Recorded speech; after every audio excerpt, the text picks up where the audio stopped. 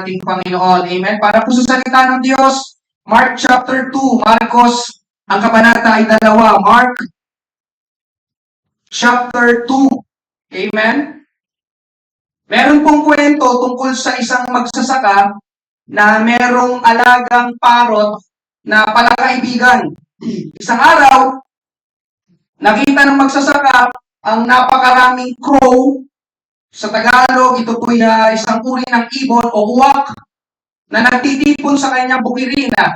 Binasa ko po ang mga crow o uwak, pangunahing problema o peste sa bukirin dahil sumisira sila ng pananim, kinakain ng mga bunga nito at iniiwang makalat ang lugar na yon. Kaya hindi sila gusto ng mga magsasaka. Tapos sa ilang pagkakataon din daw ay nambibiktima rin sila ng mga alagang hayop tulad ng mga bagong silang na tupa o kambinga. Kaya nang makita ng magsasaka na ito ang napakaraming uwak sa kanyang bukirin, ay dali-dali niyang kinuha ang kanyang baril na shotgun at pinagbabaril ang mga uwak. Pagtapos ng maraming pagputok, pinuntahan niya yung lugar kung saan nagtitipon ng mga uwak. Pagdating niya doon, ay laking gulat niya dahil ang alaga niyang parot ay nandoon din sa lugar na iyon. Nakahilata, sugatan, at hinang-hina. Inuwi ng magsasaka sa kanilang bahay ang alaga niyang parot para gamutin. At nang makita ng mga anak ng magsasaka ang nangyari sa parot, nagtanong sila, "Pa, anong nangyari sa alaga mong parot?" Sumagot yung magsasaka, "Bad company. Bad company. Masamang kasama o maling kasama."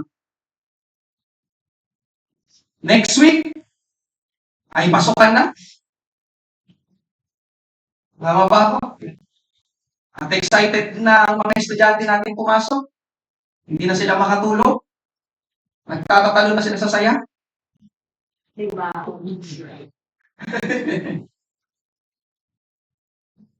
Pero makalipas ang isang linggo. Amen?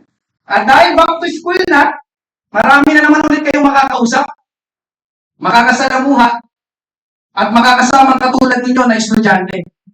Pero dalangin ko po ngayong gabi, hindi lang po para sa mga estudyante, kundi para po sa ating lahat, mga kapatid. Amen? Maging maingat kayo sa pagpili ng inyong sasamahan. Ito po. Dahil kagaya ng kwento ng parot, napasama siya sa mga maling kasama, na kalaunan ay nagdala ng kapahamakan sa kanyang buhay. Hindi lang po ito, amen, totoo sa kwento ng parot, ito din po ay pwedeng maging totoo sa ating buhay ngayong gabi. Can you say amen? Dahil lahat tayo ay merong mga taong makakasalamuha o mga taong papaligid sa atin. Basahin po natin ang ating main text. Ito po ay kwento ng 4 na magkakaibigan na dinala nila ang isa nilang kaibigan sa ating Panginoong Hesus. Mark chapter 2, verses 1 hanggang 5. Pagkalipas ng ilang araw, bumalik si Jesus sa Capernaum. Agad namang kumalat ang balitang naroon siya. Kaya napakaraming tao ang nagtipon doon sa tinutuluyan niya hanggang sa wala ng lugar kahit sa labas ng pintuan. Habang ipinapangaral niya sa kanila ang salita ng Diyos, may mga taong dumating kasama ang isang paralitikong buhat-buhat ng 4 na lalaki. Dahil sa dami ng tao, hindi sila makalapit kay Jesus. Kaya binaklas nila ang bahagi ng bubong sa tapat ni Jesus at saka ibinaba ang paralitikong nasa kanyang higaan. Nang makita ni Jesus ang kanilang pananampalataya, sinabi niya sa paralitiko, "Anak, pinatawad na ang iyong mga kasalanan." Pagpalain ng Diyos ang pagkabasa ng kanyang salita, tayo po'y manalangin. Ngayong gabi, Panginoon, marami pong salamat sa bilang ng iyong mga anak na piniling dumalo, piniling sumamba sa iyo. Huwag mo po kaming biguin, Panginoon. Amin pong inihiling ang malaya at makapangyarihang pagkilos ng banal na Espiritu, personal kang magpangahayag at mangusap ngayong gabi, O Diyos, patungkol sa paksa, sa mensahe ng pangangaral, Panginoon, na aming mapapakinggan. Hindi lamang ito manatili sa aming pandiniga, kundi ito, O Diyos, ay aming i-apply sa aming buhay, sa pamuhay, Panginoon, upang patuloy kaming maingatan. Marami pong salamat. Ito po ang aming panalangin sa pangalan ni Jesus. Lahat ay magsabi na Amen. Palakpakan natin ang ating Panginoon. Praise God. Mangaral po ako, choose who to accompany. Choose who to accompany. Amen. Sa Tagalog, piliin ang sasamahan. O piliin na kung sino ang sasamahan mo. Nandiyan pa po ba kayo? Lalo na sa mga kabataan na narito. Nandiyan pa po ba kayo? Amen? Choose who to accompany. Amen? Hallelujah. Dahil makikita natin sa bandang dulo mga kapatid, ang mga taong nakapaligid sa iyo ay pwedeng maka-apekto sa iyong future and destiny. Amen? Hallelujah. Una po natin pag-usapan, no man is an island. Amen? Ang island o isla ay piraso ng lupa na nakahiwalay sa mas malaking bahagi ng lupa. Sino po sa inyo pamilyar sa isla? Diba? Ito po yung bahagi ng lupa, siya ay nakaseparate o naka-isolate, di ba? Kung kayo po ay nakapag-outing na, nakaligo na, di ba? Mag-island hopping tayo. Di ba? Kumbaga, pumunta tayo dun sa isla. Nakahiwalay kasi yun, nandoon siya. Mag-isa yung doon sa kalagitnaan ng dagat. Tama po ba? Amen? Sa isla, totoo po yun. Amen? Kayang mabuhay ng isla ng mag-isa. Pero sa tao, hindi. Kaya ang first point ay no man is an island. Ang ibig sabihin ng no man is an island, nandiyan po sa inyong harapan, no one is self-sufficient. Everyone relies on others. Walang tao na kaya niya mag-isa. Lahat ay umaasa sa iba. Amen? Sabi pa, people are not meant to live alone or in isolation. Ang mga tao ay hindi nilayong mabuhay ng mag-isa. At totoo po ito mga kapatid. I believe on this because this is biblical. Amen? Nilikha ng Diyos ang liwanag. Sabi ng Diyos, mabuti. Nilikha ng Diyos ang kalawakan. Sabi ng Diyos, mabuti. Nilikha ng Diyos ang dagat at lupa. Sabi ng Diyos, mabuti. Nilikha ng Diyos ang araw, buwan at mga bituin. Sabi ng Diyos, mabuti. Nilikha ng Diyos ang mga halamanan at mga punong kahoy. Sabi ng Diyos, mabuti. Nilikha ng Diyos ang mga hayop, iba't ibang klase ng hayop. Sabi ng Diyos, mabuti. Nilikha ng Diyos, amen, panghuli, ang tao. At sinabi ng Diyos, mabuti. Pero nang makita ng Diyos na nag-iisa si Adan, na walang kapareho at kasama, sabi ng Diyos, hindi mabuti. Piruin mo lahat, sabi ng Diyos, it was very good. Good, good, good, good, good. Pero nakita niya si Adan, teka lang, mag-isa lang yun. Walang kasama, walang kapareha. It is not very good. Genesis 2:18, pagkatapos sinabi ng Panginoong Diyos, hindi mabuting mabuhay ang tao nang nag-iisa lang. Amen po ba? Kaya igagawa ko siya ng kasama na tutulong sa kanya at nararapat sa kanya. Mga kapatid, ngayong gabi, kung ikaw ay namumuhay mag-isa, at kung sanay ka ng mag-isa, kung gusto mo palagi kang mag-isa, hindi po yan mabuti. Hindi ako may sabi, ang Diyos. Sabi niya, hindi mabuti ang tao mamuhay ng nag-iisa lang. Amen? Kaya kagaya po ng palagi kong sinasabi, walang sino mang tao ang mas matalino kaysa sa Diyos. Alam ng Diyos ang lahat, alam ng Diyos ang gagawin, at alam ng Diyos kung anong makakabuti sa atin. Kaya nang sabihin ng Diyos ito, amen, alam ng Diyos na kailangan natin ng kasama o magkakasama na katulad natin na tao. Amen? Kung papansinin niyo mabuti mga kapatid, amen, meron ng mga hayop. Tama po ba? Pero hindi sinabi ng Diyos, Adan, nandyan ang mga hayop para sa'yo. Sa kanila ka na lang makipag-bonding. Hindi naman, di ba? Nandoon lahat ng uri ng hayop. Pero hindi sinabi ng Diyos na, Adan, okay na yan, dami namang hayop mo. Ang dami mong pet. Gumawa ang Diyos ng katulad ni Adan na tao para sila ang magkaroon ng relationship at communication. Kasi ngayon, ang tao mas gusto kasama o kausap ang pet nila. Amen. Nakadamit pa, tapos ang ganda pa ng stroller. May diaper pa. Pero mga kapatid, hindi. Ang disenyo ng Diyos, tao dapat ang kasalamuha ng tao. Amen po ba? Amen. Diba? Nilikha niya para may kasalamuha si Adan ng katulad niya na tao. Kaya sa ayaw at sa gusto po natin, mga kapatid, nilikha ng Diyos ang tao, ikaw at ako, na social being, social creatures. Ibig sabihin na we naturally live with others and depend on human relationships. Sa madaling sabi, mga kapatid, we are connected with other people. Yun ang social being, social creatures. May nabasa nga ako, amen, hindi ko na nilagay dyan, human beings do badly when isolated from others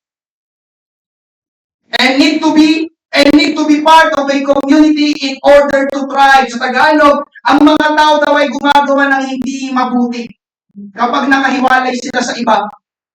At kailangang maging bahagi ng isang komunidad upang umunlad. Tapos ayon pa sa isang article, amen, pansinin niyo ito mga kapatid, sa Amerika ito, loneliness is as dangerous as smoking 15 cigarettes a day.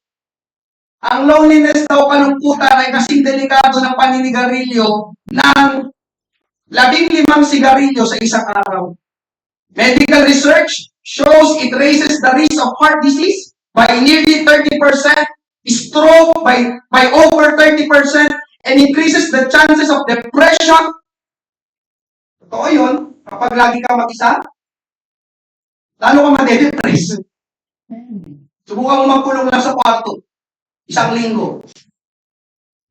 Diyan pa ba kayo? Anxiety and even dementia.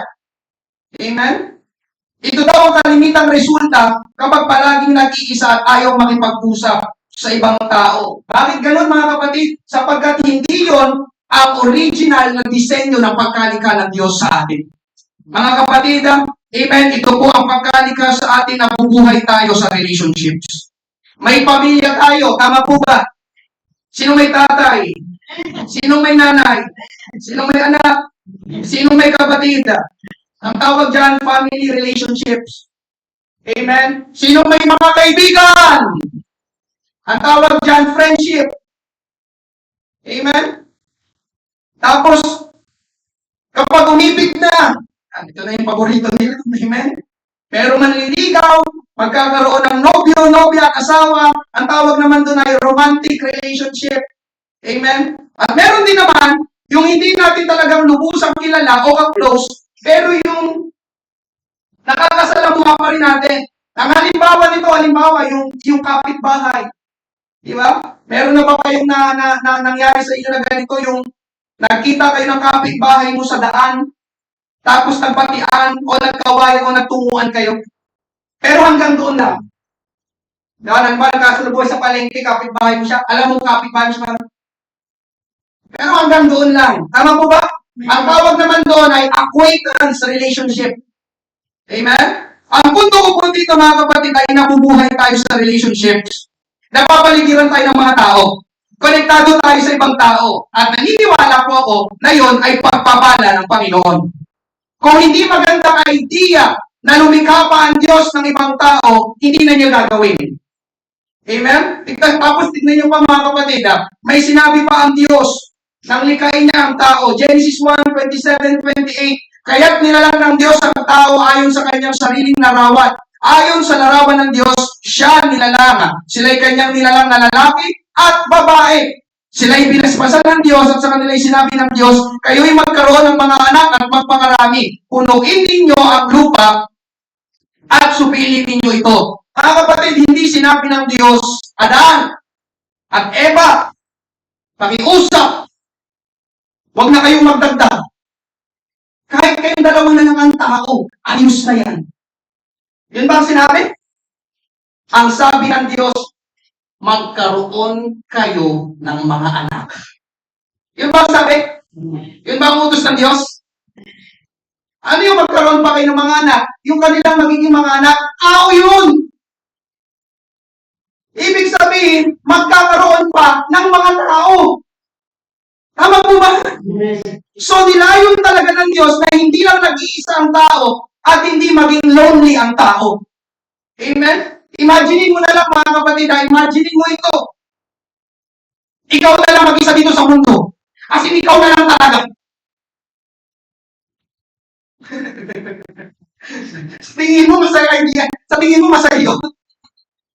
Pag-isip mo. Hello! Hello!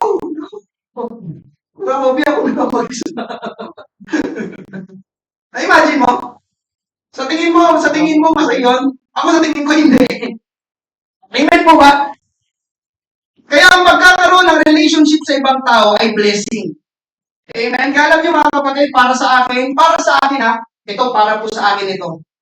Blessing ang pamilya. Blessing ang magkaroon ng pamilya. Blessing ang magkaroon ng asawa. That's my lovely wife. Amen? Blessing ang magkaroon ng kaibigan. Sabi ko, blessing ang magkaroon ng kaibigan. Blessing ang magkaroon ng mga kapatiran. Pati dito sa church, merong nabubuong relationship at fellowship. Amen po ba? Lahat tayo dito magkakakilala. Kaya kong banggitin yung pangalan nyo on a first name basis ngayong gabi. Amen? Sabi sa Ecclesiastes chapter 4 verses 9 to 10, ang dalawa ay mas mabuti kaysa isa. Amen! Sapagkat sila ay may mabuting gantimpala sa kanilang pagpapagod. Sapagkat kung sila ay bumagsak, ibabangon ng isa ang kanyang kasama. Ngunit kapag siya na nag-iisa, kapag siya ay bumagsak, at walang iba na magbabangon sa kanya. Huwag mo mga kapatid, nasa Bible, biblical, kapag may kasama ka, kung sakaling bumagsak ka, at talaga namang babagsak ka, amen po ba? Walang perfect na buhay, amen po ba? Kung sakaling bumagsak ka, may magbabangon sa'yo. Amen? Yung mga mag-encourage sa'yo na magsasabi, kaya mo yan. Laban lang. Patuloy lang. Huwag kang susuko. Amen. Nung nakaraan, may isa tayong kapatiran dito na humaharap sa problema at nalilito siya kung anong gagawin. Tapos dumalo siya dito sa church. Eksaktong nananalangin si Brother Joseph na napakaingay manalangin. Amen. Narinig niya ang pangalan niya sa panalangin ni Brother Joseph. Napatingin siya. Ako sabi niya sa akin, nung magkausap na kami, sabi niya, Pastor, may nananalangin sa amin. Amen. Na-appreciate niya, pangayang ko yun na. Amen. Kaya sabi niya, Pastor, maraming salamat. Napalakas ako. Ito yun. Amen po ba? May isa na magbabangon. Praise God. Kaya alam niyo mga kapatid, alam niyo, listen, pagpapala yun, yung may nananalangin para sa iyo. Amen. Para sa ikabubuti ng inyong pamilya, para sa ikabubuti ng iyong kalusugan, para sa ikabubuti ng inyong hanap buhay. Amen. Pagpapala yun. Kaya, mga kapatid, maraming salamat sa mga nananalangin sa amin ni Rolin at ni Rod. Pagpalain kayo ng ating Panginoon. Kasi yun, yung may nananalangin para sa iyo, praise God. Nananalangin para sa akin. Sino ba ako? Amen. Amen po ba? Hallelujah. Kaya alam niyo mga kapatid, pagpapala ang magkaroon ng kasama at kaibigan. Yung nasasabihan mo ng iyong salubin, tama po ba? Nasasabihan mo ng iyong problema, tama po ba? Amen. Nasasabihan mo ng iyong kabigatan, tama po ba? Amen. Nagpupunas ng iyong luha.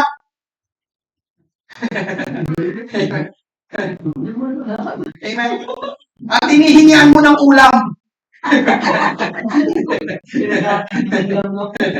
Mga kapatid, mahirap Ako, naniniwala ako dito, mahirap magdala ng problema ng nag-iisa lang.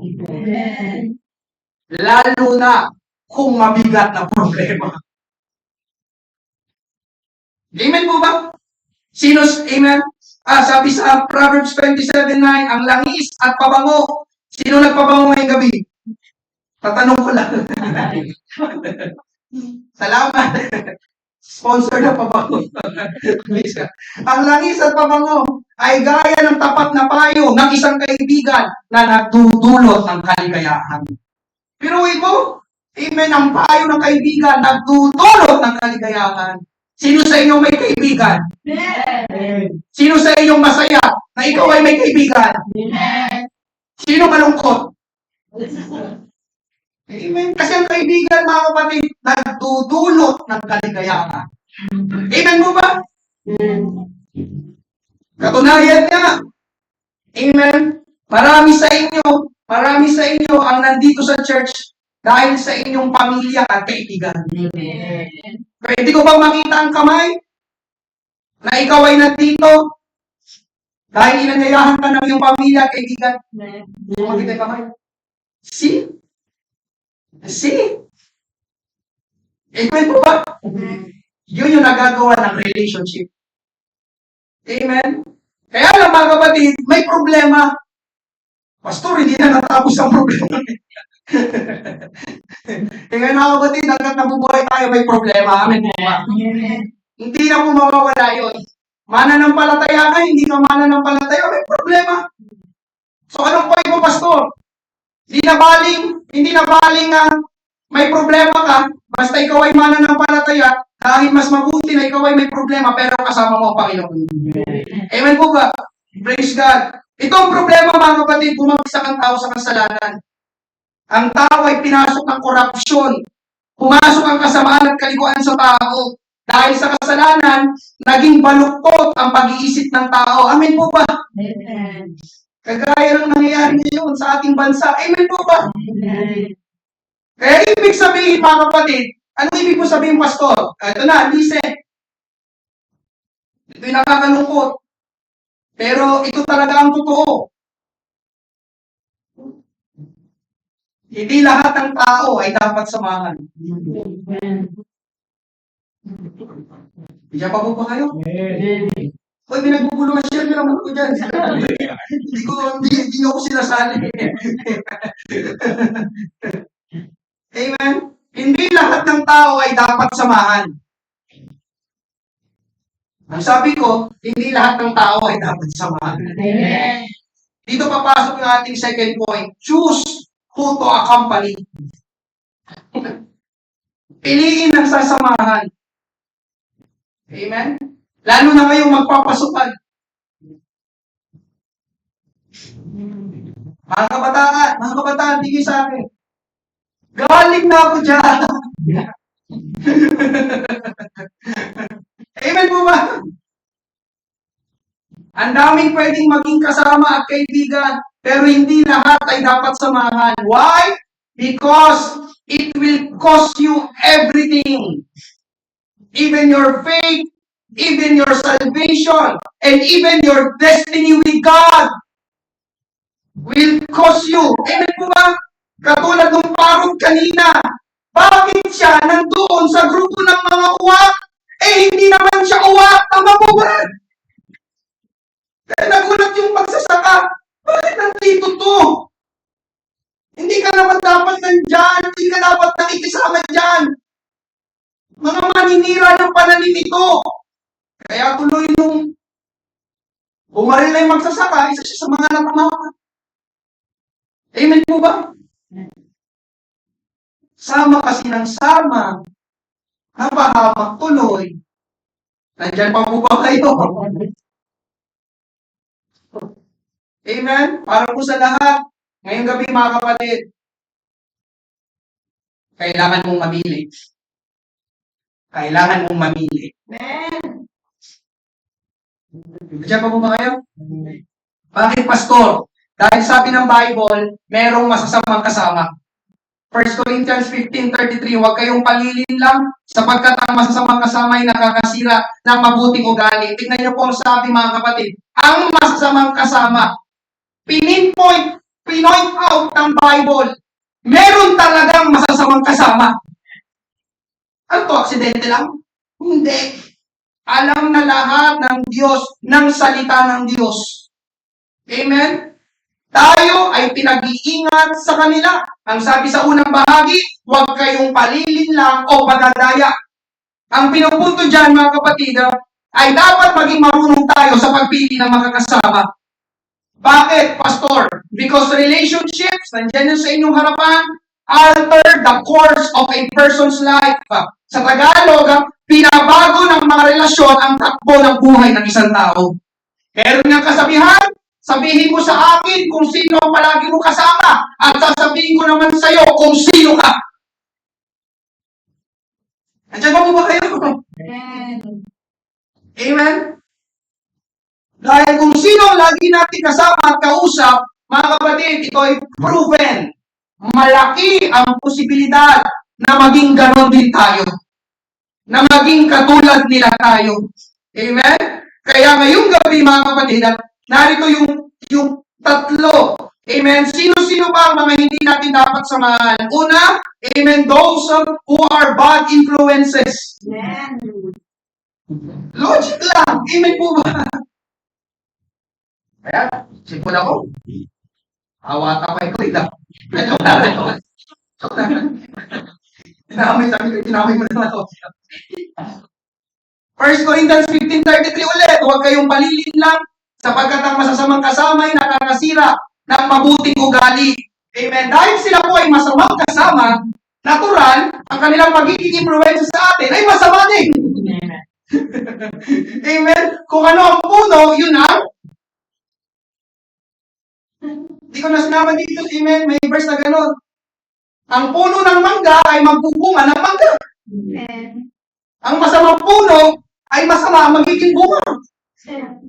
Ang masamang tao, masama ang gagawin. Nandiyan pa po ba kayo? Masama ang magiging dulot sa atin. Tulad ng sinabi sa bandang dulo. Amen? Sila daw ay nakakasira ng mabuting pag-uugali. Amen? May mga anak. Sinong mga anak ngayong gabi? Amen. Na naging palasagot sa magulang dahil sa kanilang mga sinasamahan. Amen po ba? Dahil naniniwala ko, wala namang nanay na magturo. Sumagot ka! Ganon.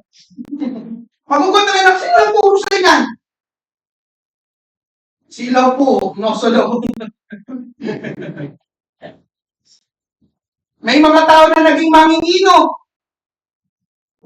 Naninigarilyo. Nagmamariwana. Dahil sa kanilang mga sinasamahan. Amen po ba? May mga estudyante na nagka-cutting class. Sana walang mag-cutting class dito. Dahil sa kanilang mga sinasamahan. Natuto akong minom ng alak dahil sa kasama. Amen po ba? Natuto akong mahumaling sa computer games dahil sa kasama.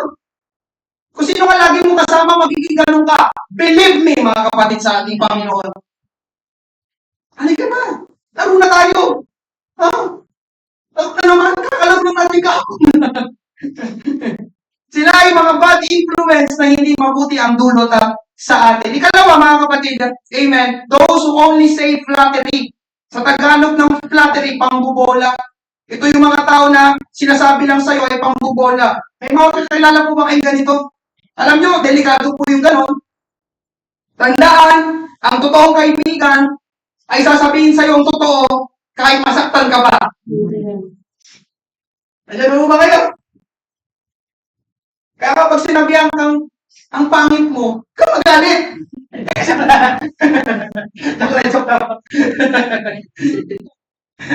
Nagsusobi lang ng totoo.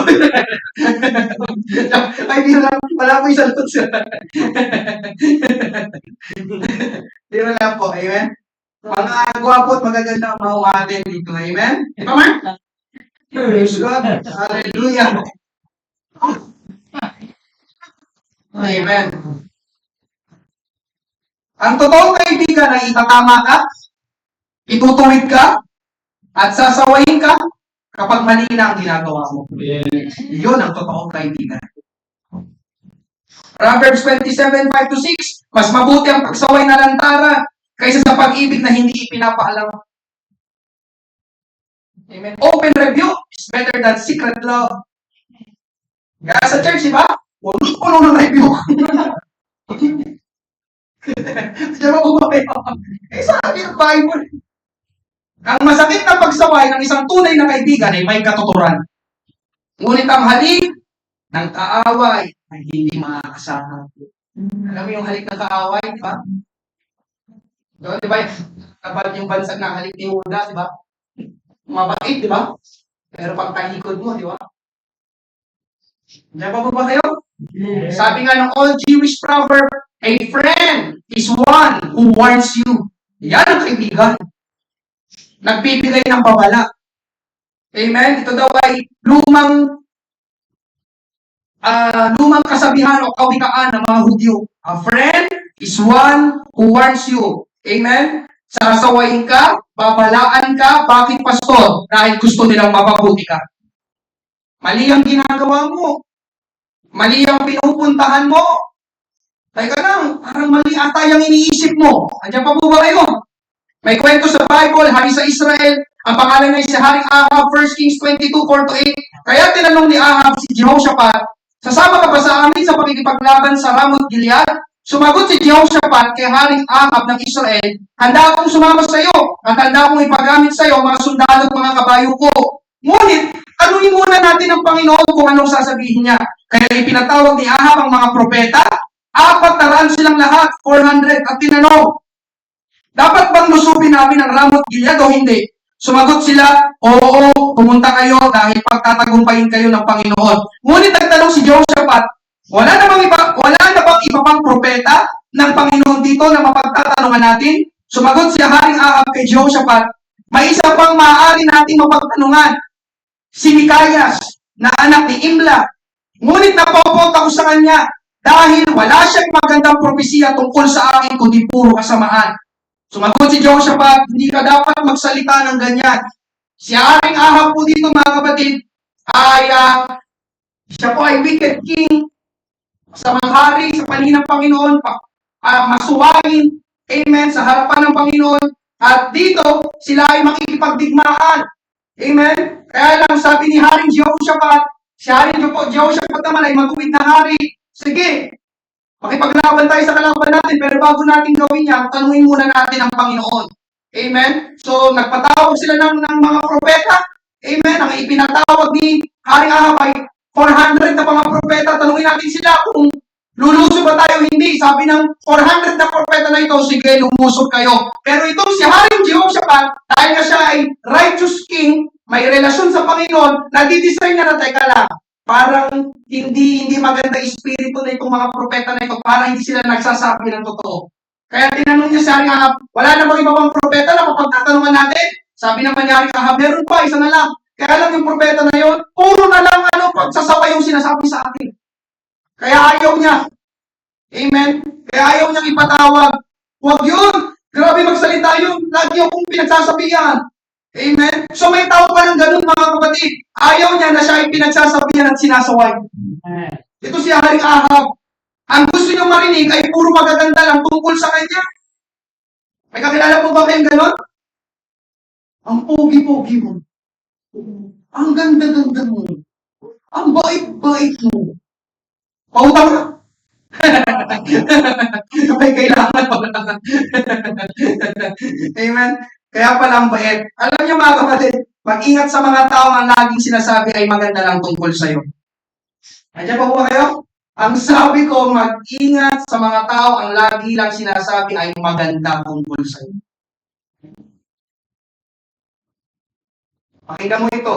Dahil sa maniwala ka o sa hindi, meron din hindi mabuti at mali tungkol sa'yo. Amen. Diyan pa po ba kayo? Dahil walang taong perfecto. At kalaunan, yun ay pwede ikapahamak mo. Amen? Kaya ngayon kami mga kapatid, nung pinatawag na si Mikias, ang sinabi niya, mamamatay sila, aharing Ahab sa labanan. Kapag tinuloy niyo yan, mamamatay kayo. 1 Kings 22 verse 18, sinabi na haring Ahab kay Jehoshaphat, hindi ba sinabi niya nakitang wala siyang magandang propesya tungkol sa atin, kundi puro kasama? Tingnan mo, ang sabi niya tuloy, mamamatay tayo pag nilusog natin ng yung mga kalaban. Tingnan mo, yan yung sinasabi.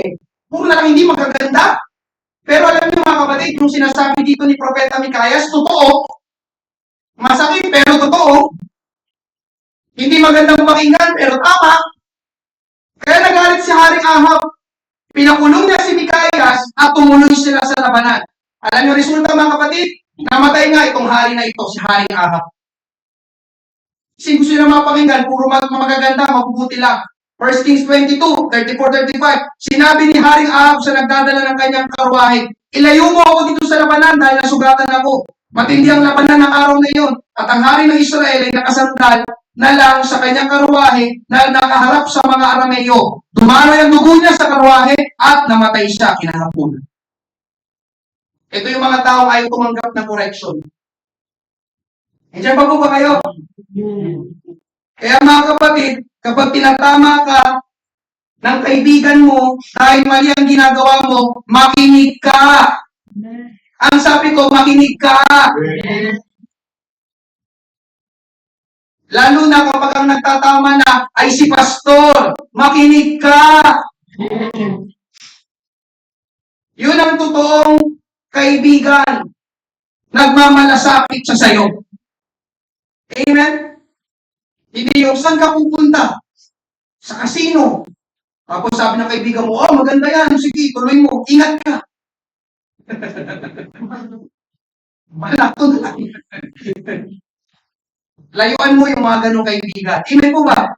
Ikatlo, amen? Those who will keep you away from Jesus. Ito ang pinakadelikado sa lahat. Yung inalayo ka ng mga taong sinasamahan mo sa ating Panginoon. Can you say amen? Amen. Ito ang pinakadelikado sa lahat. Those who will keep you away from our Lord and Savior, Jesus Christ. Amen? Yung manlalamig ang iyong pananampalataya, yung iyong pagdalo, yung iyong paglilingkod sa ating Panginoon. Amen. Alam niyo mga kapatid, maging ang Diyos sa lumang tipa, nagpaalala siya sa kanyang bayan sa Israel. Deuteronomy chapter 7 verses 1-3. Kaya dinala na kayo ng Panginoon na inyong Diyos doon sa lupain inyong titirhan at aangkinin. Itatabuhin niya sa harapan ninyong 7 bansang mas malalaki at mas makapangyarihan kaysa sa inyo, ang mga Heteo, Gergeseo, Amoreo, Cananeo, Perizeo, Heveo at mga Jebuseo. Kapag ibinigay na sila ng Panginoon sa inyo at natalo ninyo sila, lipulin ninyo sila ng lubusan bilang handog sa Panginoon. Huwag kayong gagawa ng kasunduan o magpapakita ng awa sa kanila. Huwag kayong magpapakasal sa kanila.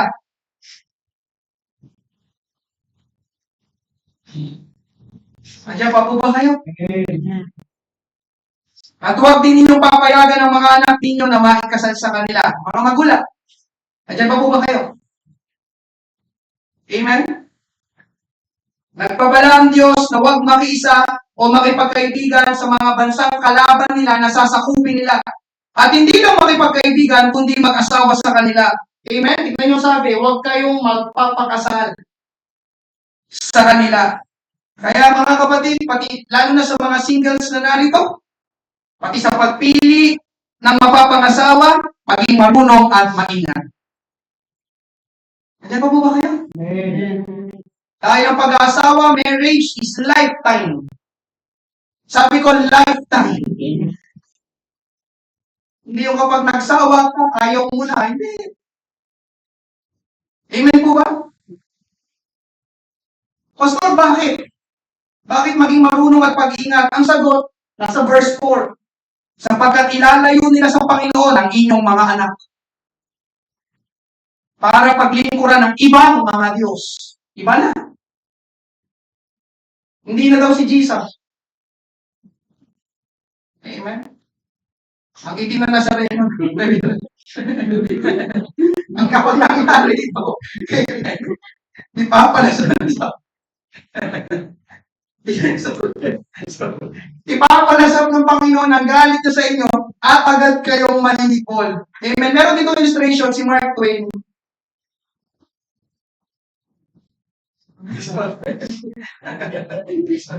Ayaw ko na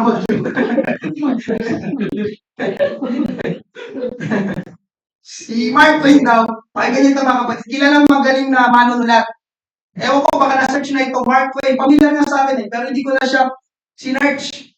Marami din natin itong mga quotes. Pero si Mark Twain may malalim na paghamak sa Kristyanismo o laban sa Kristyanismo. Minsan ay sinabihan pa niya na ang Kristyanismo daw ay relihiyon ng slaughterhouse.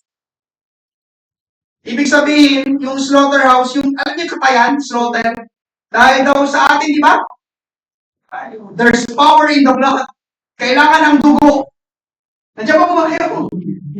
Di ba? Grabe, sabi matindi ang Christianity na yan. May dugo. Amen. At madalas niyang kinukutya o tinatawanan ng mga naniniwala sa Biblia.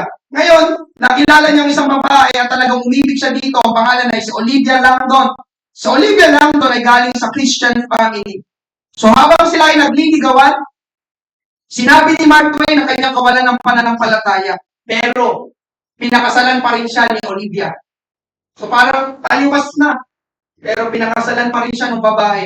Nang maikasal na sila, mas lalong naging open o hayag ang pagkutya o paglaban ni Mark Twain sa pananampalatayang Kristyanismo o laban sa mismo sa ating Panginoon. Na yun ay nagdulot ng malaking epekto kay Olivia dahil si Olivia ay nagsimula ng huminto sa mga pagdalo sa mga gawain. Dahil sa laging kausap niya yung mister niya, huwag na kang dumalo. Amen? Pero kagaya ng maraming pamilya, silang mag-asawa ay dumanas ng matitinding problema. Bumagsak ang kanilang pananalapi at namatay ang kanilang pinakamamahal na anak na babae. Sa isang punto, tinangkan ni Mark Twain na aliwin ang kanyang nagdadalang hating asawa at nagsabi, Livy, palayo niya siguro ito kasi Olivia, nakalagay dito, Livy, tinagalog ko na lang, kung ang makakapag-aliw sa'yo ay manalig ka sa iyong pananampalataya, gawin mo ito. Malungkot na sumagot si Olivia, hindi ko kaya. Wala na akong natitirang pananampalataya. Nakakalungkot dahil pati yung babae na dating mananampalataya ay nawalan na ng pananampalataya sa Panginoon. Andiyan pa po ba kayo? Yan. Sabi ko nga sa iyo, pati sa pag-asa, marunong at maingat. Dahil pwede kang ilayo, huwag naman sana ng iyong mapapangasawa sa Panginoon. Amen? Kaya yung mga singles dito, gaya ng payo lagi, Sister Jewel, ipanalangin nyo na ang inyong mapapangasawa. Amen?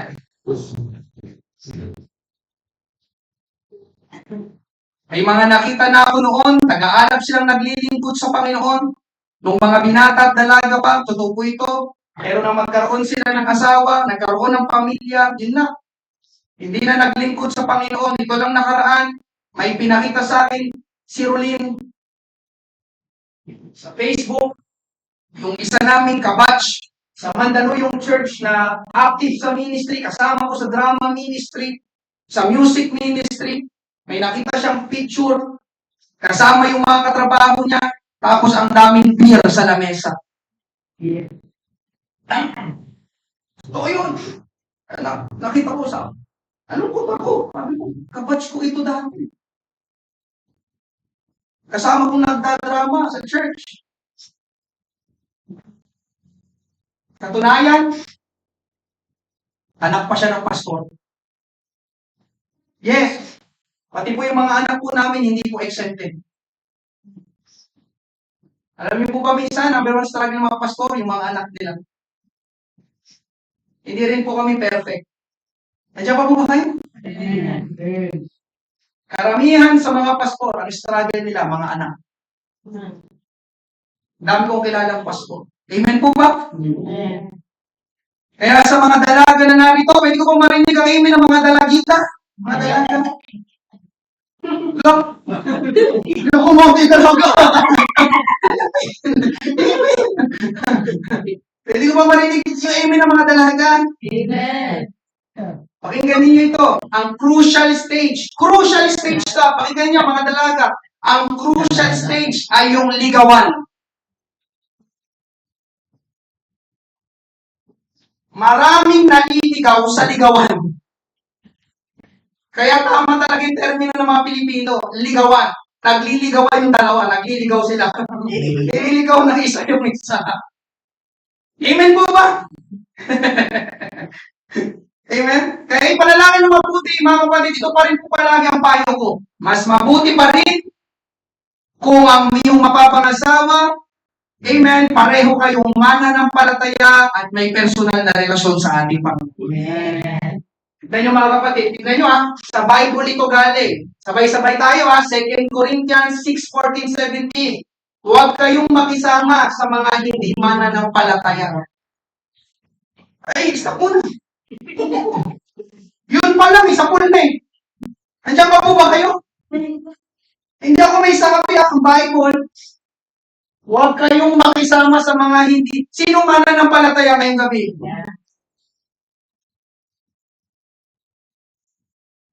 Huwag daw makisama. Hindi ako may sabi. Sapagkat hindi maaari magkaisa ang kabutihan at kasamaan. Kaya ng liwanag at dilim. Hindi rin sila maaaring magsama. At kung paano hindi magkasundo si Kristo at si Satanas, ganon din naman ang mananampalataya at ang hindi mananampalataya. Hindi maaari magsama ang mga Diyos-Diyosan at ang Diyos sa isang templo. At tayo ang templo ng Diyos na buhay. Gaya ng sinabi ng Diyos, mananahan ako at mamumuhay sa kanilang piling. Ako'y magiging Diyos nila at sila'y magiging mga tao sa sakop ko. Kaya lumayo kayo at umiwalay sa kanila. Mga kapatid, nandiyan po po kayo. Are you with me? Amen. Layuan ninyo ang itinuring na marumi at tatanggapin ko kayo, sabi ng Diyos naman. Kaya kapag makikipagkaibigan at mag-aasawa, sinabi ko na kanina, mas mabuti na katulad mong mananampalataya. Amen. Ito pa rin talaga ang mas safe. Amen po ba? Dahil napakarami ko na rin pong mga nakita, ang mga hindi mananampalataya, pwede kang hatakin papalabas ng church. Amen? Hallelujah. Kaya habang maaga pa, ang sabi, verse 17, lumayo kayo at umiwalay sa kanila. Mga kapatid, okay pa po ba kayo? Amen. Kaysa ikaw ang mahiwalay sa Panginoon. Kaysa ikaw ang mawala sa church. Amen? Hallelujah. Kaya sabi ulit ng Bible, mga kapatid, Proverbs 12:26, ginagabayan ng taong matuwid ang kanyang kaibigan, ngunit ililigaw ka ng taong masama. Ang ganda ng sinabi sa NIV, the righteous choose their friends carefully. Hello? The righteous choose their friends carefully. Ang mga matuwid, sino matuwid ngayong gabi? Sa kanila daw pagpili ng mga kaibigan, sila ay pumipili ng napakaingat. Ganda, no? Ganda ng Bible, no? Amen? But the way of the wicked leads them astray. Kaya mga kapatid, itong tamang gawin. Choose our friends carefully. Choose our companion carefully. Oo, tamang relationship. Ang relationship blessing po sa atin. Amen po ba? Pero mahalaga ding tandaan, listen mga kapatid, not all relationships are good. Not all relationships are beneficial. Not all relationships are healthy. So, there are relationships that we need to cut. Diyan pa po ba kayo? Pag sinabing ka, putulin. May mga relasyon na kailangan mong putulin ang inyong samahan at ugnayan. Amen? Sinabi na kanina, di ba? 1 Corinthians chapter 6. Amen? Kaya mga kapatid, kailangan mong magpasya. Amen po ba? Proverbs 13:20, kapag ang lagi mong kasama ay isang tao marunong, magiging marunong ka rin. Ngunit kapag hangal, ang lagi mong kasama ay mapapahamak ka. Walk with the wise and become wise, for a companion of fools suffers harm. At pangatlo, pamuli good companions. Mabubuting kasama. Amen. Dito pa lang po papasok yung ating main text sa Mark chapter 2. Sila po ang halimbawa ng mabubuting kasama, yung apat na magkakaibigan. Hindi po sila pinangalanan ng Bible kung sino sila. Walang binigay ang Bible na pangalan kung sino yung apat na ito. Pero yung kanilang ginawa sa kanilang kaibigan na may sakit, ang nagpakilala ng kanilang karakter na sila ay mabuting kasama at mabuting kaibigan.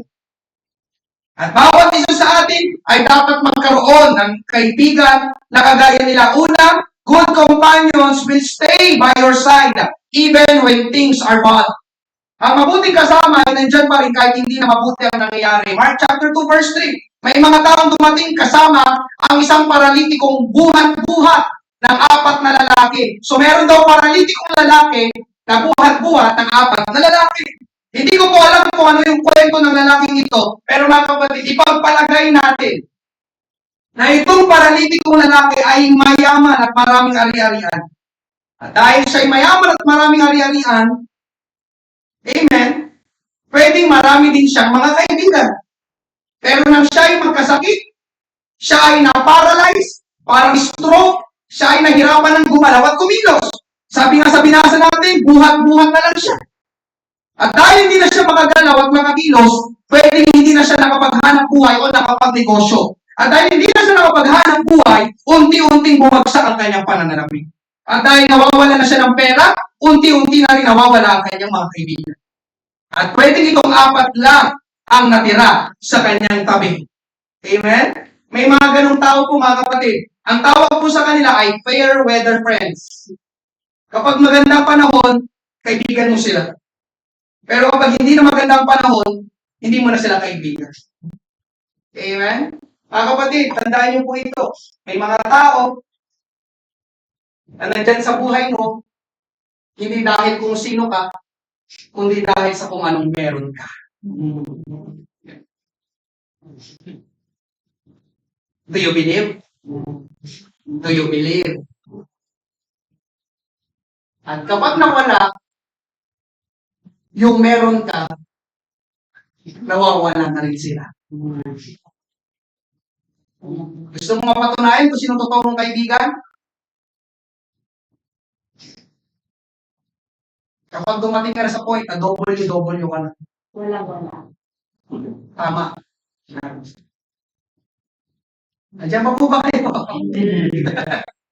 Tandaan niyo yun ha? Ilista niyo ba yun? May mga tao sa buhay mo na nandyan, hindi dahil kung sino ka, kundi dahil kung anong meron ka. Kaya mag-ingat. May kwento si Pastor Boyet, baka nakita niyo ito? Sa social media, sa isa niyang pangangaral, di ko alam kung ipinangaral niya ito sa Iloilo. Noong ang tatay niya ay malakas pa, ang dami niyang kaibigan at lagi silang nagiinuman. Pero nang magkasakit na ang tatay ni Pastor Boyet, isa lang ang bumibisita sa ospital para dalawin siya. Sabi ni Pastor Boyet, nakita niya yun. Malakas pa ang tatay niya, masaya sila lahat, happy-go-lucky, inuman. Pero na nasa ospital na yung tatay niya, isa lang ang bumibisita para dalawin siya. Nangyayari? Kaibigan mo ang tawag doon? Hindi. Sabi nga ni Walter Winchell, a friend is one who walks in when others walk out. A real friend is one who walks in when the rest of the world walks out. Ang isang kaibigan ay isa na lumalakad papasok sa buhay mo kapag ang iba ay lumalabas. Ang isang tunay na kaibigan ay isa na lumalakad papasok sa buhay mo kapag ang ibang bahagi ng mundo ay lumalabas. Ang ibig sabihin dito, kapag ang ibang tao, maging ang mundo ay parang ayaw sa iyo, ang totoong kaibigan ay nandyan pa rin o nanatili pa rin sa tabi mo. Pero mga kapatid, balansin natin. Nais ko pong linawin, ito dapat ay papunta sa tama. Sa matuwid, sa ikabubuti natin. Amen? Hallelujah. Halimbawa po nito yung, pare, kaibigan mo ako. pero mali ang ginagawa mo. Itigil mo na yan, mapapaham ka dyan. Kapag hindi mo tinigil yan, di ba hindi na kita sasamahan. Tunay na kaibigan pa rin yun. Nandiyan pa po ba kayo? Hindi yung, pare, mukhang magbababahay ka na naman. O sige lang. Ano mo ko? Ano yan? Look out mo ko. Look out ka. Ganun, look out mo ko. Dito lang ako lagi sa tabi mo. Hindi yung tunay na kaibigan. Amen po ba? Kaya balanse. Dapat papunta sa tama, sa matuwid, yung pananatili. Amen po ba? Kasi hindi yung tunay na kaibigan. Ang tawag doon, pangungonsinti yun. Amen po ba? Nandiyan po ba ito? Andiyan ka lagi sa tabi mo. Puro naman kayo kalokohan. Ganun. Amen po ba? Mali rin po yun. Amen? Ang tinutukoy ko pong mananatili sa tabi mo kahit anong mangyari, ay kapag may problema na. Kapag hindi na mabuti ang nangyayari, nandyan sila para palakasin ka, hindi para konsintihin ka. Amen? Katulad nung ginawa ng 4 na magkakaibigan, hindi na makakilo sa kanilang kaibigan, pero hindi nila iniwanan sa ere ang kanilang kaibigan. Kaya mga totoong kaibigan ito. Amen po ba? Ikalawa, dalawa lang naman ito. Good companions will bring you to Jesus. Ito lagi, ito na yun. Ito yung the best. Ito yung the best companion. Ito yung the best companion. Good companions will bring you to Jesus. Verse 4, dahil sa dami ng tao, hindi sila makalapit kay Jesus, kaya binaklas nila ang bahagi ng bubong sa tapat ni Jesus at saka ibinaba ang paralitikong nasa kanyang higaan. Mga kapatid, wala nang mas bubuti pang kaibigan sa kaibigan na dadalhin ka sa ating Panginoong Jesus. Una, dahil lahat ng kailangan natin naka Jesus na. Ikalawa, tunay na mapapabuti ang buhay natin kapag ang buhay natin ay naka Jesus. Kabuluhan, kahulugan ng buhay, nasa Panginoon. Katinuan ng pag-iisip, nasa Panginoon. Kapayapaan, kagalangan, kalangasan, nasa Panginoon. Amen po ba? Ang lalaki dito ay may sakit, siya ay paralitiko. Kailangan niya ng kagalingan. Kanino siya dinala ng kanyang mga kaibigan? Sa albularyo? Hindi. Kay Jesus. Amen po ba? Dahil alam ng 4 na kaibigan na ito, na si Jesus ang kailangan ng kanilang kaibigang may sakit. Amen? Paano ko nalaman na alam ng magkakaibigan na ito na si Jesus talaga ang tunay na kailangan ng kanilang kaibigan? Ang sagot ay nang doon sila sa taas dumaan. Binaklas ang bubong para maibaba nila ang kanilang kaibigan na may sakit sa harapan ni Jesus. Kung hindi ang ating Panginoon ang tunay na kailangan ng kanilang kaibigan, hindi na nila gagawin yun. Ay, ang daming tao. Hindi tayo makakapasok dyan. Tara sa iba na lang natin siya dalhin. Kay Mang Kekpoy na lang. Kay Dr. Kwakwa. Tama po ba? Diba, ang daming tao eh. Sisiksik pa tayo dyan. Hindi sa iba na lang. Nakuha niyo mga kapatid. Pero hindi. Alam ng mga magkakaibigan ito na ang ating Panginoong Hesus ang tunay na kailangan ng kanilang kaibigan na may sakit. Para sa kanila, wala na silang ibang option o pagpipilian, kundi si Jesus lang. Kaya ginawa nila ang lahat ng magagawa nila para dalhin ang kaibigan nila sa harapan ng Panginoon. Yun ang good companion. They will do whatever it takes to bring you to Jesus. At salamat sa mga ganong kasama. Yung mag-e-effort sila para madala ka lang sa Panginoon, para makapunta ka lang sa church. Amen po ba? O sige, atid ka, wala kang pamasahe. Sagot ko lang, pamasahe mo. Amen. Tapos, sagot na ni Pastor, yung champurado. Sama ka na. Wala kang isusuot. May damit ako doon. Sa'yo na lang. Amen po ba? They will do whatever it takes. Makalapit ka lang, makapunta ka lang, dadalhin ka nila sa ating Panginoon. Amen po ba? Hindi yung gagawin ng lahat para malayo ka. Amen. So ngayon mga kapatid, anong nangyari? Matapos nila maibaba ang kanilang kaibigan sa harapan ng verse 5. Nang makita ni Jesus ang kanilang pananampalataya, sinabi niya sa paralitiko, anak, pinatawad na ang iyong mga kasalanan. So una mga kapatid, naligtas yung lalaki. Pero inyo, ang kailangan niya kagalingan. Pero pansinin yung sinabi dito ng Panginoon, anak, pinatawad na ang iyong mga kasalanan. Napatawad ang kanyang kasalanan. Anong ibig sabihin nito mga kapatid? ang tinanggap niya ay kaligtasan. Alam niyo mga kapatid, yun ang pinakamahalagang matatanggap ng tao habang siya'y nabubuhay dito sa lupa. Kaligtasan ng ating Panginoon. Kaligtasan ng ating kaluluwa. Dahil walang papasok sa langit na hindi ligtas. Andiyan pa po kayo? Wala mga kapatid. Ganito kahalaga yung salvation. Kaligtasan. Amen? So ikalawa, una naligtas yung lalaki, pangalawa, gumaling din yung lalaki. Verse 12, tumayo na ang paralitiko, agad na binuhat ang kanyang higaan. Una, siya ang buhat-buhat. Pagdating dito sa verse 12, siya na ang nagbuhat ng kanyang higaan. At lumabas, habang nakatingin ang lahat, namangha ang lahat at pinuri nila ang Diyos. Sinabi nila, ngayon lang kami nakakita ng ganito. Naghimala ang Diyos ng kagalingan. Ang gusto ko pong bigyan ng pansin dito mga kapatid, hindi lang siya nakatanggap ng kagalingan, kundi siya din ay naligtas. Gaya ng sinabi ko kanina, lahat ng kailangan natin nasa Panginoon. Lahat ng kailangan natin kayang ibigay sa atin ng Panginoon. Pakinggan mo ito. Sa Panginoon, palaging may bonus. Ang kailangan lang niya kagalingan, pero sinabi ng Panginoon, hindi lang kagalingan ng iyong physical na katawan, kundi kagalingan din ng iyong spiritual na buhay. Anak, pinatawad ng iyong mga kasalanan. Yun ang ginagawa ng ating Panginoong Jesus. Amen po ba? Hallelujah! Thank you, Lord. Kaya maraming salamat talaga sa mga taong nagdadala. Amen? Sino magdadala pa ng mga tao sa ating Panginoon? Amen. Amen. Pakinggan mo itong ikatlo. Kinikilala ng Panginoon ang effort ng mabubuting kasama. Nung binabala ng magkakaibigan, ang kaibigan nilang may sakit, hindi sinabi ng Panginoon, diba, pinapasubo, binabala. O, ano to? Diba? O, anong ginagawa nyo? Abala kayo, nagtuturo ako. Nangangaral kasi dito si Jesus, sabay, ininterrupt nila, binabala nila kaibigan nila. Ang ginagawa ninyo? Hindi nyo ba nakikita, nangangaral ako? Pero hindi mga kapatid, nang makita niyang binaba yung kaibigan nila may sakit, tumigil ang Panginoon sa pangangaral, tapos nag-focus siya doon sa taong paralitiko. Pinansin ng Panginoon, in-appreciate ng Panginoon ang effort at pananampalataya ng apat na magkakaibigan. Pakibalik sa Mark chapter 2 verse 5, nang makita ni Jesus ang kanilang pananampalataya, ang sabi ay kanila. So, ang tinutukoy dyan ay yung apat na magkakaibigan. Dahil sa kanilang pananampalataya, dahil sa kanilang ginawa, natanggap ng kanilang kaibigan ang kailangan niyang matanggap. Amen po ba?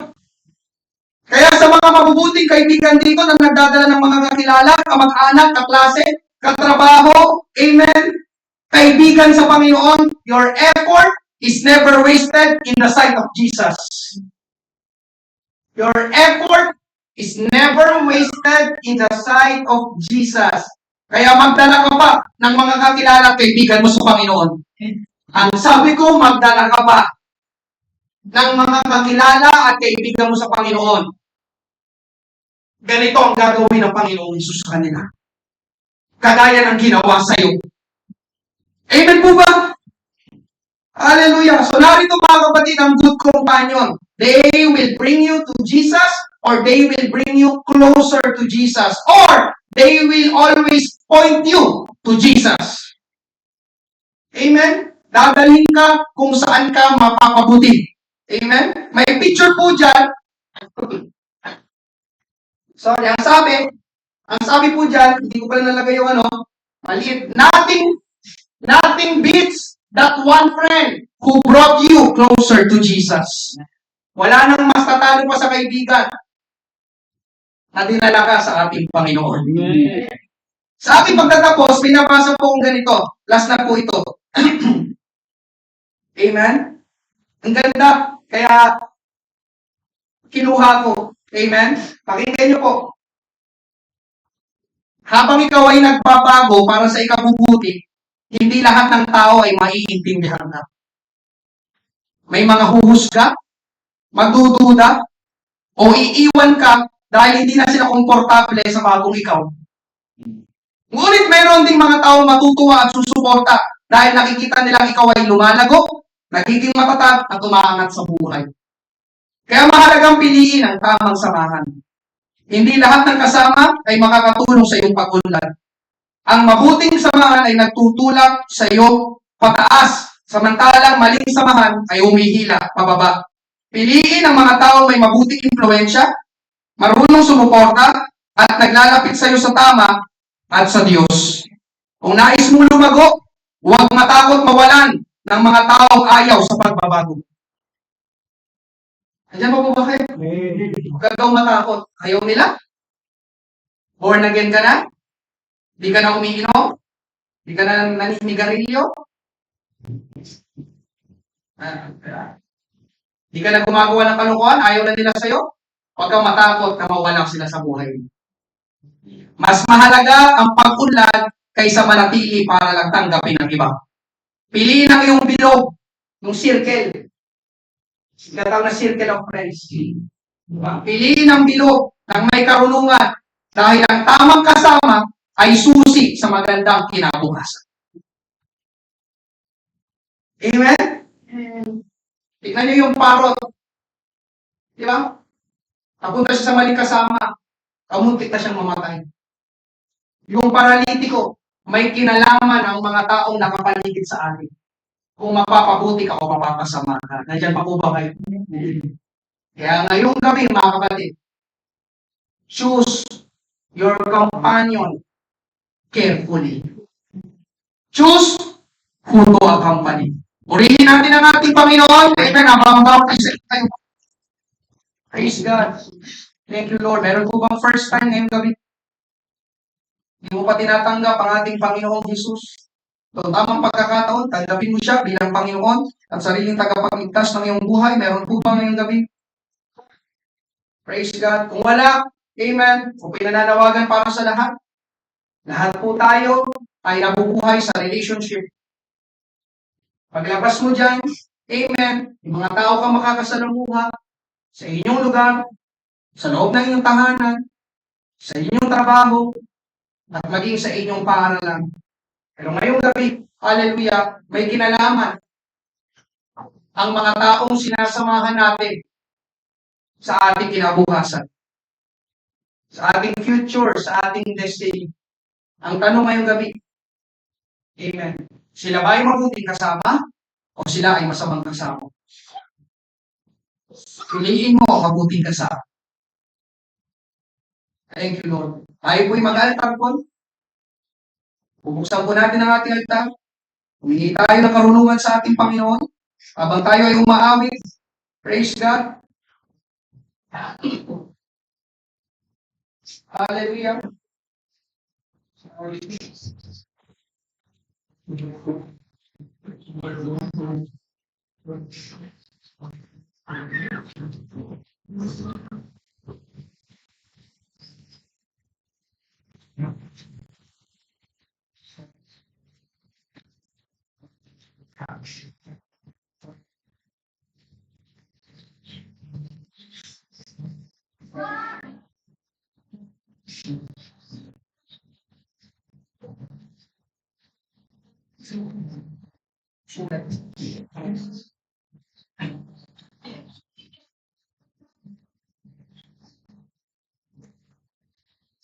Thank you, Lord. Praise God. Thank you, Jesus. Thank you, Lord.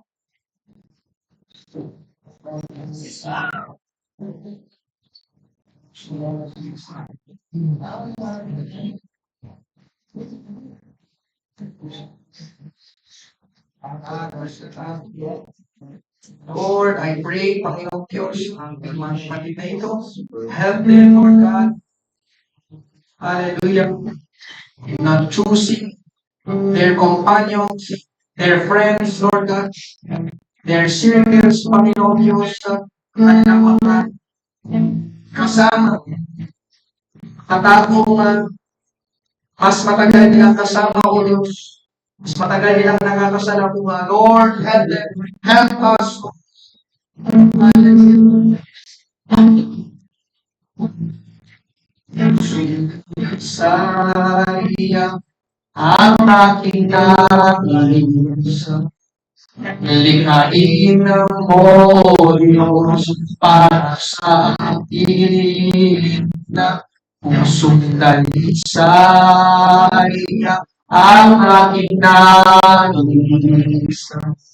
Likhain ko, Diyos, para sa aking Pilipinas. Isang pusong kapag na sa'yo'y nagmamahal. Isang puso sa'yo'y walang aliklangan. Isang puso ibinibig ko na ikaw ay handog ko'y papupuri sa'yo. Natin magsipa yung lahat. Pusong dalisay. Pusong dalisay. Ang ating Panginoon. Likhain Diyos para sa ating pusong dalisay. Ang aking likhain ko, Diyos, para sa ating pusong tapat. Isang pusong tapat na sa'yo'y nagmamahal. Isang puso sa'yo'y wala. Isang puso itiniti ko na ikaw ay handog ko'y papupuri sa'yo. O Jesus, handog ko'y papupuri. Handog ko papupuri sa'yo lang. O Jesus, handog ko papupuri sa'yo lang. O Jesus, ulitin pasalamatan natin ang ating Panginoon. Glory, give you praise, dakila ka,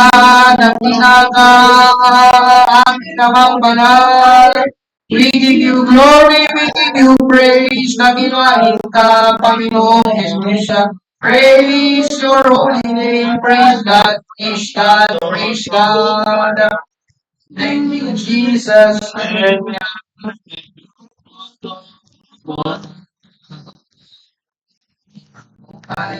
Thank you, Lord. Thank you, Lord. Hallelujah.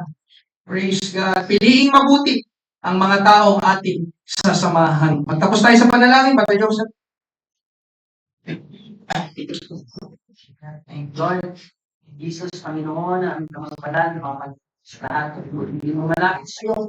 Panginoon, nagpapakumbaba puso, papasalamat, Lord, sa iyong ginawa. Ngayong gabi, Panginoon, maraming salamat, Panginoon, sa muling paalala sa amin, Panginoon, na piliing mabuti ang aming mga sasamahan, Lord. Maraming salamat sa iyong banal na salita. Maraming salamat sa iyong lingkod na yung ginamit upang makapagsalita sa amin, Lord. Maraming salamat din sa bawat kaluluwa na narito, Panginoon, na na-refresh muli, Panginoon, Lord, na nakapakinig ng iyong salita, Lord. Ingatan mo ang bawat isa sa aming pagka-uwi, Panginoon, pansamantalang pag-iiwa-iwalay. Lord, kami po nagpapasalamat, Lord, sa mga bawat pagkakataong ito. Pinagkakaloob mo sa amin na kami po ay magkatipon-tipon, Lord. Maraming salamat po. Ibalik mo po kami sa susunod na gawain. Ito po ang aming panalangin sa pangalan ni Jesus. Amen. Thank you, Lord. Maraming salamat po sa bawat isa sa inyong pagdalo ngayong gabi. Amen. Mag-ingat po ang bawat isa. Makita-kita tayo sa susunod na gawain at pagpalain tayo ng ating Panginoon.